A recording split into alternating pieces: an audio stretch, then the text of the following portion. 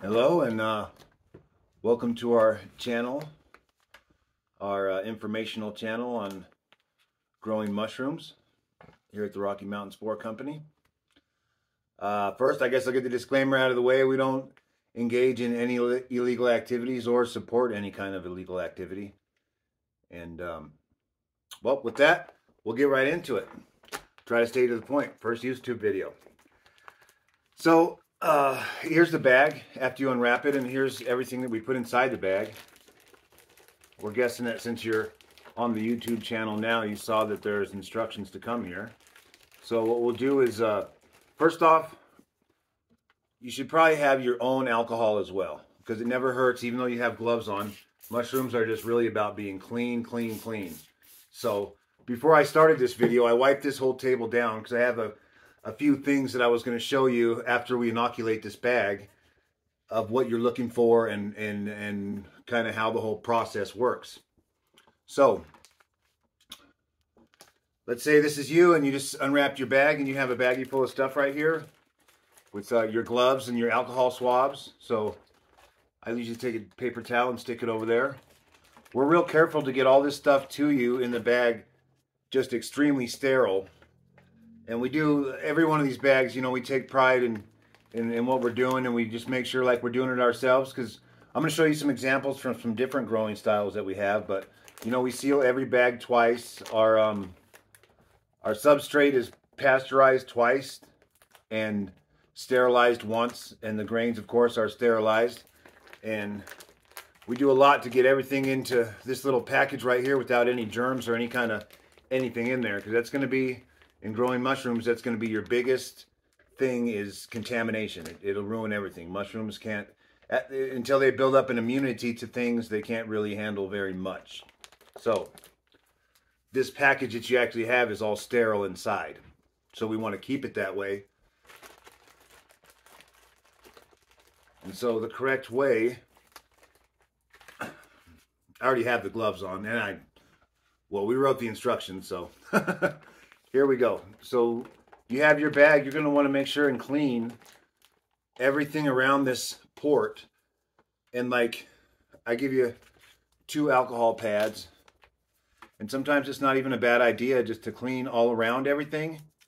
And then just clean it once more as you go in with the needle. So we'll just get up in here. And this bag, before you got it, every creak and crevice inside of this bag has been cleaned and sprayed down with alcohol. It's just really important about just being clean. There can be 70,000 different things in 1 cubic foot of air that could potentially just ruin it. Okay, so we got our first one. We're going to let that dry for a second. And, you know, we'll get a little bit more on the lid of it. Okay. And so now we have our spore syringe right here.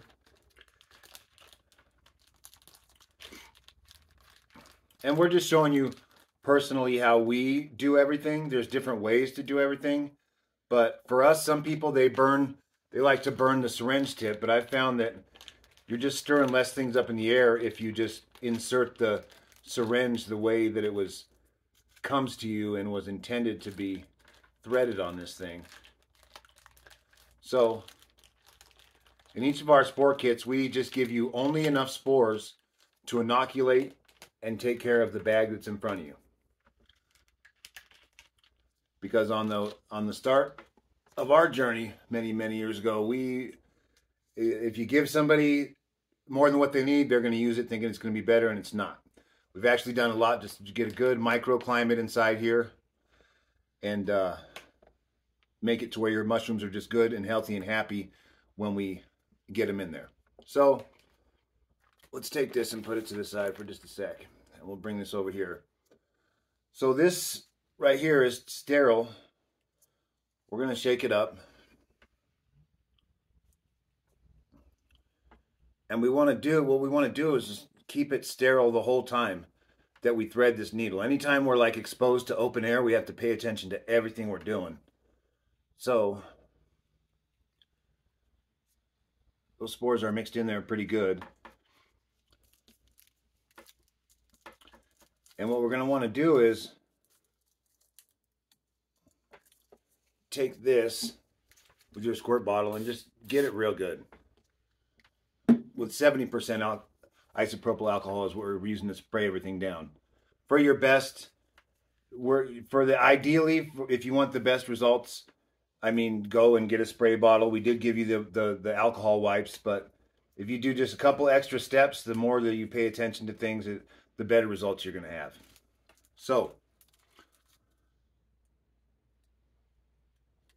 these are actually designed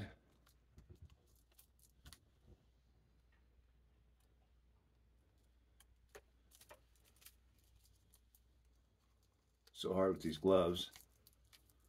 Well, you can. I'm going to pop this one through the back. This is how I usually do it. Usually they come. There's a thing up here if you want to play with it a whole lot. But this is how I've inoculated so many things, and it's worked for me every time. If you want to take the time to do it like that, you can. But what I'm getting at is this needle's already sterile inside this plastic. And so everything in here is good and everything on the syringe is good.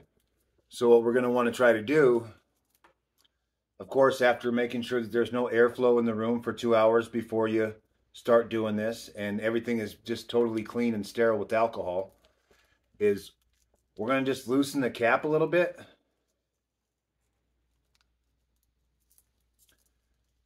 And then what I do is just get it right to where, about right there where it's almost off. And then I take this, break it open as fast as I can, and just no fuss, no muss. And we came from a clean environment to right there, and so our risk and exposure to the air right then was just right here, you know, as long as the air is not flowing and you don't have stuff, spores and stuff floating around you. So now we're clean and we got the syringe inside of there ready to go. The needle itself, sometimes people take the cap off and they burn it, but I've not had any problems, and my logic behind this is just that it was already sterile inside here, and it's capped in a sterile environment right now as well. But I'm not saying they're wrong. I'm not saying they're right. If it makes you feel good to burn it, burn it. And so what we're going to do next is get our bag, and we kind of let that first layer of alcohol dry. And so we'll get another swab real quick. Excuse me. All right. So we'll get this other swab out again and just clean the surface and every place that we're going again. And then once we get it cleaned off again, since everything inside that, the air, everything's sterile in there, we're going to want to do the same thing again to just make our transition from a sterile environment into a non-sterile environment as fluid as we can. You know, don't play any games, just kind of get it in there. So if you do set the bag sideways like this, and this is the black, this is the injection port right here, this is where you're going to need to inject it from. And so what we're going to do is, it's all shook up and ready to go. So just in one motion, really fast, just go just like this into the injection port. Okay? And now that we're in the port, what we're trying to do with this is we're trying to get the mushroom spores to where it colonizes all of this before it makes it up to the dirt. So we're sealed clean in there. All the air in there is clean. And this port right here stops air from going in. So what we can do is just tilt it over a little bit and maybe just aim for the bottom. And when you're putting your spores in, realize that it's not an active mycelium yet. So what you want is your spores to be, you want to make a nice little pocket. Don't ram it in there real fast. Try to make it to where it all stays in one little clump. Just do a real slow, nice injection, just like this.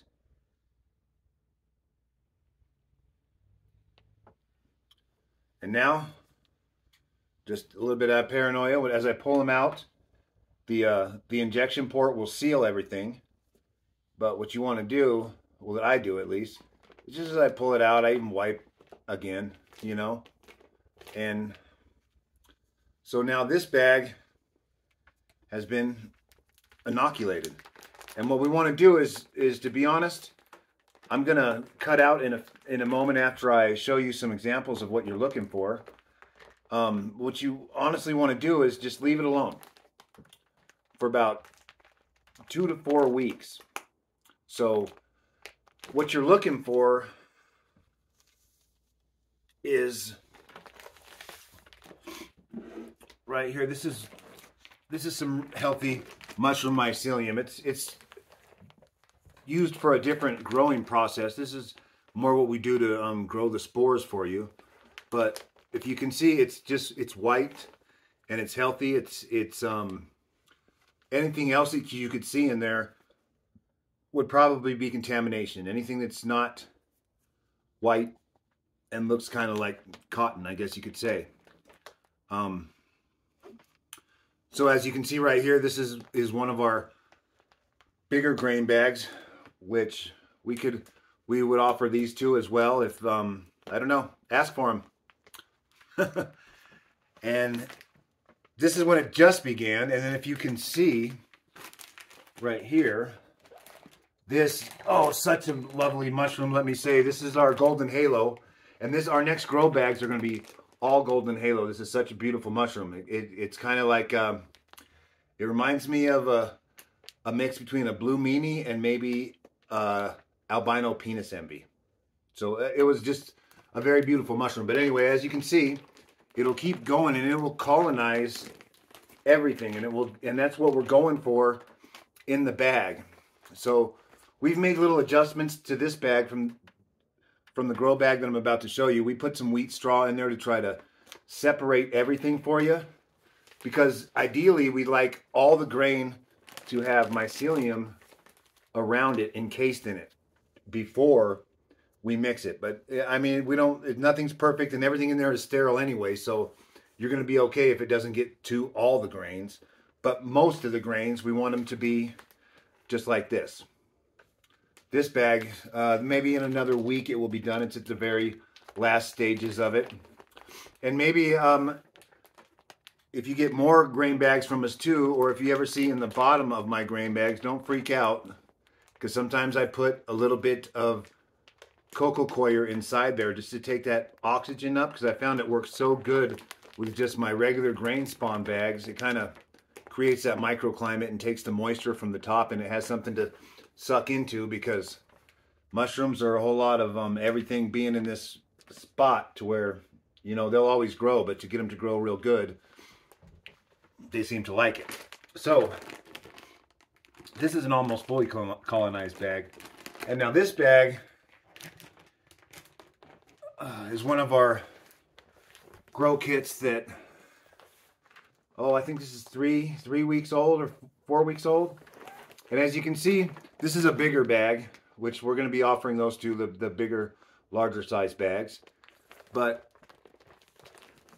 see, we inoculated it and now it's growing, and it will grow straight up right through the dirt.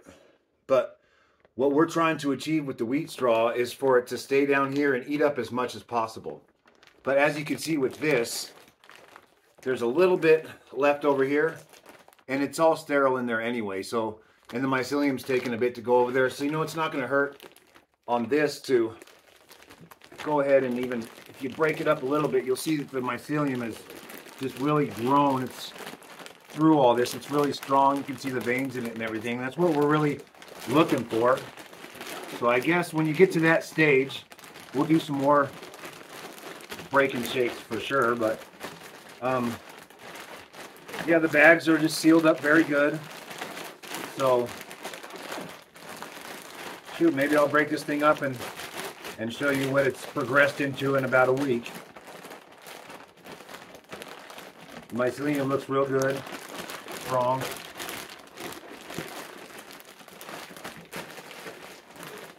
And we really made these bigger bags, the bags that we started doing to formulate our grow bags in these bigger bags, because with mushrooms it's always harder to do something much bigger than much smaller. There's so much more that you have to get right and just have sterilized and clean. And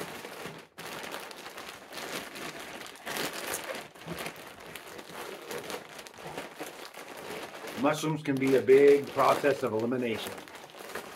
Okay,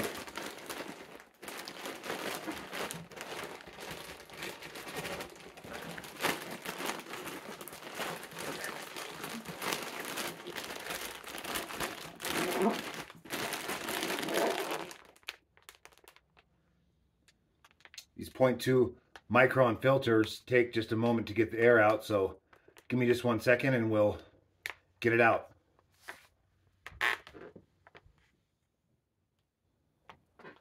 Okay, now we've gotten the air out of these bags. It takes a minute to get through the filter in the top.